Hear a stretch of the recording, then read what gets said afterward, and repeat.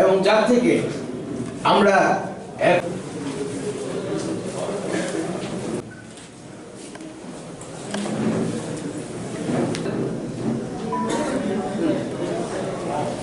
Comrade Harikrishna Bhattacharya দেশ গঠনের ক্ষেত্রে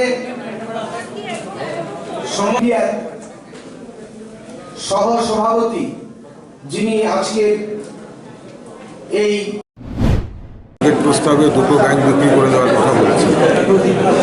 এটা আমাদের কাছে একটা অত্যন্ত গুরুতর বার্তা, দেশবাসীর স্বার্থের বিরুদ্ধে। ব্যাংকগুলোকে সংযুক্তিকরণের একটা প্রক্রিয়া চলছে।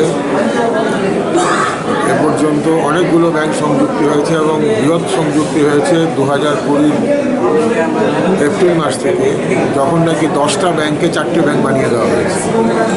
এই সংযুক্তিকরণের মূল লক্ষ্যই হচ্ছে ব্যাংকগুলোকে একত্রিত করে এগুলো দেশের যে একচেটিয়া প্রতিভূতি, যারা ব্যাংক থেকে টাকা নিয়ে টাকা ফেরত দেয় না, তাদের হাতেই ব্যাংকের মালিকানা তুলে দেওয়া। আমরা এর বিরুদ্ধে দাঁড়িয়ে নয়া উদারবাদী আর্থিক নীতি চালু হওয়ার পর থেকে এ পর্যন্ত ব্যাংক শিল্পে আমরা 78 দিন ধর্মঘট করেছি।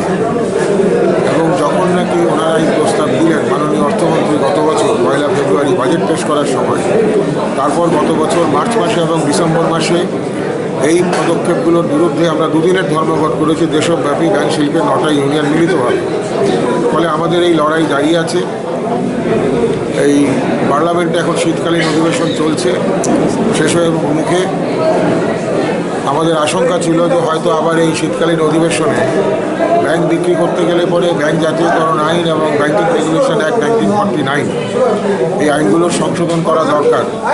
এটা পার্লামেন্টের আলোচ্যসূচির মধ্যে তারা অন্তর্ভুক্ত করেছিল, কিন্তু এটা পাশ করাবার জন্য উদ্যোগ নিতে ওরা সাহস পায়নি এখনও পর্যন্ত।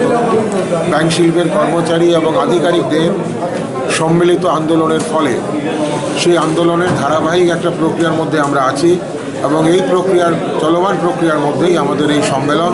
ত্রিপুরা রাজ্যে সর্বস্তরের ব্যাংক কর্মচারীরা সম্মিলিতভাবে এই বেসরকারীকরণ নীতির বিরুদ্ধে ঐক্যবদ্ধভাবে লড়াই করার শপথ তারা গ্রহণ করবে এই সম্মেলন। আপনার পরিচয়টা, নামটা? আমার নাম প্রদীপ বিশ্বাস, ব্যাংক এমপ্লয়িজ ফেডারেশন অফ ইন্ডিয়ার জাতীয় সহ সভাপতি।